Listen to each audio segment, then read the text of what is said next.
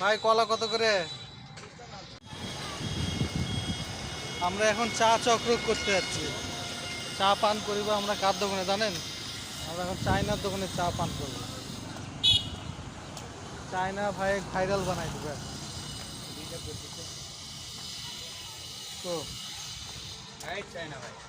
ভাই কলা কত করে?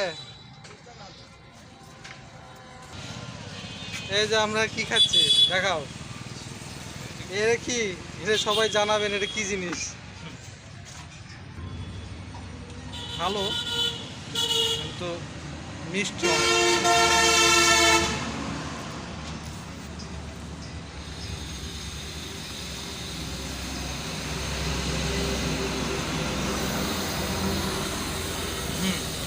ওয়াও, কেমন লাগছে বন্ধু?